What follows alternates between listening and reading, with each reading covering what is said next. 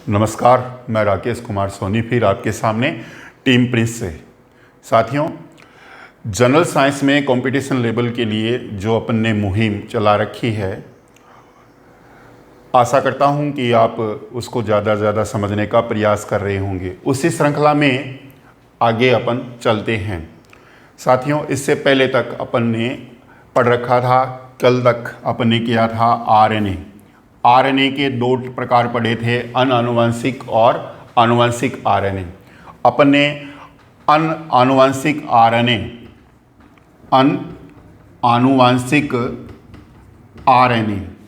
जो मुख्यतः प्रोटीन संश्लेषण में प्रयुक्त होने वाले आरएनए हैं, उसके 3 प्रकार पढ़ लिए थे। एक प्रकार अपन ने पढ़ा था टीआरएनए, दूसरा प्रकार अपन ने पढ़ा था एमआरएनए और तीसरा प्रकार पढ़ा था अपन ने आरएनए यानी राइबोसोमल आरएनए। अब इसी श्रृंखला में आगे अपन चलते हैं कि टीआरएनए है वो कैसा होता है। टीआरएनए है उसका कार्य क्या होता है, टीआरएनए है उसकी स्ट्रक्चर या उसकी संरचना क्या होती है। तो देखिए, कल अपन ने पढ़ा था कि टीआरएनए है वो मध्यम मात्रा में पाया जाता है, नियर अबाउट 10 to 15% ये पाया जाता है। अब टीआरएनए है उसकी उत्पत्ति कहाँ होती है, उसकी उत्पत्ति होती है केंद्रक में। तो टीआरएनए की उत्पत्ति कहाँ होती है, केंद्रक में होती है। टीआरएनए है उसकी उत्पत्ति किससे होती है, तो हेटेरोक्रोमेटिन क्षेत्र आनुवंशिक पदार्थ क्रोमेटिन पदार्थ के रूप में होता है, और क्रोमेटिन पदार्थ का गहरे रंग से अभिरंजित जो भाग होता है, उस गहरे रंग से अभिरंजित भाग को अपन क्या कहते हैं, हेटेरोक्रोमेटिन कहते हैं। तो उस हेटेरोक्रोमेटिन क्षेत्र से टीआरएनए की उत्पत्ति होती है, यानी उस क्षेत्र से टीआरएनए का निर्माण होता है। तो निर्माण कहाँ हुआ, केंद्रक में हुआ। कौन से क्षेत्र से हुआ, हेटेरोक्रोमेटिन क्षेत्र से हुआ। मात्रा क्या है इसकी, मध्यम मात्रा है 10 to 15%। अब इसकी संरचना के लिए, इसकी संरचना है वो 3DB है और इसकी संरचना 2DB है। 3D का मतलब त्रिविमीय है और 2D का मतलब द्विविमीय है। 3D संरचना में ये उल्टे एल के आकार का होता है, उल्टे एल के आकार का होता है। और 2D स्ट्रक्चर में ये लॉन्ग पर्ण या clove CLOVE clove leaf LEAF प्रतिरूप जैसा होता है, यानी क्लोव पर्ण लॉन्ग पर्ण के आकार का होता है। तो 2D इसका प्रतिरूप होता है वो लॉन्ग पर्ण के समान होता है। 3D प्रतिरूप होता है वो उल्टे एल के आकार का होता है।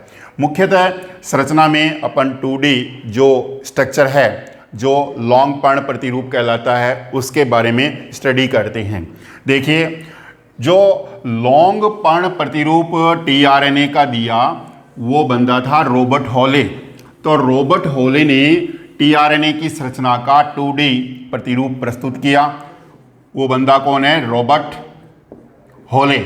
इस रॉबर्ट हॉले ने लॉन्ग पर्ण प्रतिरूप प्रस्तुत किया, किसके लिए, टीआरएनए की स्ट्रक्चर को समझाने के लिए। साथियों देखिए, अपन ने ये पढ़ा हुआ है कि टीआरएनए है या कोई भी आरएनए है वो एकल पॉलीराइबोन्यूक्लियोटाइड श्रृंखला से बना है। तो इस टीआरएनए की इस लॉन्ग पर्ण प्रतिरूप में एक भुजा जिसका ये सिरा 3' है, ये सिरा 5' है, दूसरी भुजा ये है और तीसरी भुजा जो ये है और चौथी भुजा ये है। इस प्रकार का प्रतिरूप होता है। तो जिस भुजा में 3' और 5' एंड है, जिस भुजा में 3' और 5' एंड है, उस भुजा को अपन बोलते हैं ग्राही भुजा। उस भुजा को अपन क्या बोलेंगे, ग्राही भुजा। इस ग्राही भुजा में 3' जो एंड है उस पर न्यूक्लियोटाइडों का एक विशेष अनुक्रम पाया जाता है। वो अनुक्रम कौन सा है, CCA अनुक्रम है। और इस CC अनुक्रम वाले क्षेत्र पर सक्रिय अमीनो अम्ल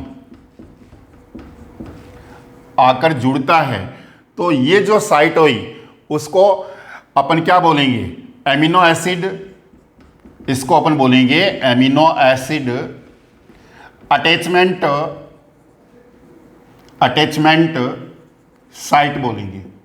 तो 3' जो एंड है वहां पर सक्रिय अमीनो अम्ल आकर जुड़ता है, उस भुजा को अपन क्या बोलेंगे? ग्राही भुजा बोलेंगे।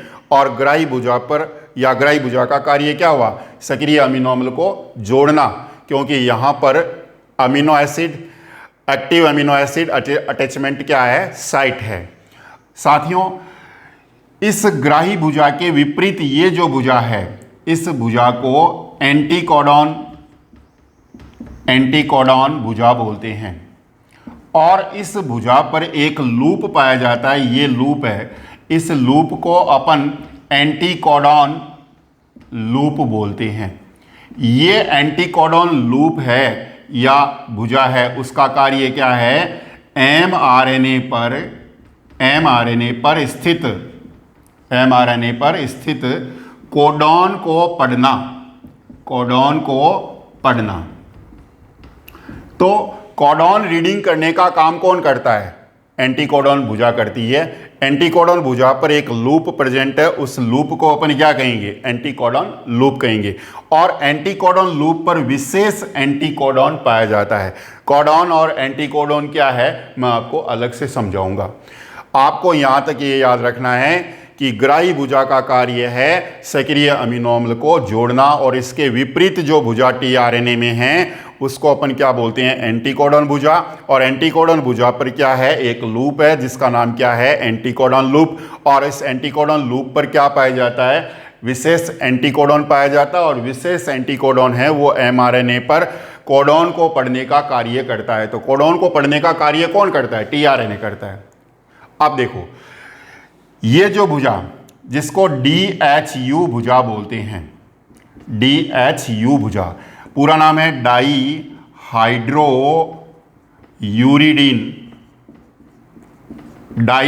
यूरिडीन भुजा। ये भुजा है वो अमीनो अम्ल को सक्रिय करने के लिए, अमीनो अम्ल को सक्रिय करने के लिए एंजाइम संश्लेषण का काम करता है, एंजाइम संश्लेषण का कार्य करती है। तो DHU भुजा का मुख्य कार्य क्या हुआ? अमीनो अम्ल को एक्टिव बनाने के लिए आवश्यक एंजाइमों का क्या करना? संश्लेषण करना। अब इस DHU भुजा के विपरीत जो भुजा है, उस भुजा को अपन T-C भुजा बोलते हैं, T-C भुजा। साथियों, RPSC एग्जाम में एक बार एक क्वेश्चन पूछा गया कि निम्न भुजाओं में से T-C भुजा किस में प्रेजेंट होती है? ऑप्शन 1 था tRNA, ऑप्शन 2 था mRNA, ऑप्शन 3 था rRNA और ऑप्शन था ऑल ऑफ अबो। तो यहाँ पर एक सिंपल सा क्वेश्चन पूछा गया कि T-C भुजा किस में है? तो T-C भुजा अपन किस में पढ़ रहे हैं? tRNA में पढ़ रहे हैं। तो tRNA में जो DHU भुजा डाईहाइड्रो यूरिडीन भुजा है, उसके विपरीत जो भुजा पाई जाती है उस भुजा को अपन क्या कहेंगे? T-C भुजा कहेंगे। और ये T-C भुजा है वो प्रोटीन संश्लेषण के समय राइबोसोम को जोड़ने का काम करती है या राइबोसोम से संयुक्त होती है। तो राइबोसोम से संयुक्त होने वाली भुजा कौन सी है? T-C भुजा है। ये भुजा है वो T-C भुजा कहलाएगी। और इसके विपरीत कौन सी है? DHU भुजा, डाईहाइड्रो यूरिडीन भुजा। तो साथियों, अपन ने यहाँ तक tRNA की स्ट्रक्चर पढ़ने का और समझने का प्रयास किया है। इसको ज़्यादा से ज़्यादा समझिए और हमें अपने कमेंट्स हैं वो कमेंट्स बॉक्स में लिखकर भेजिए ताकि सुधार और किया जा सके और आपको ज़्यादा से ज़्यादा लाभ पहुँचाया जा सके। Thank you.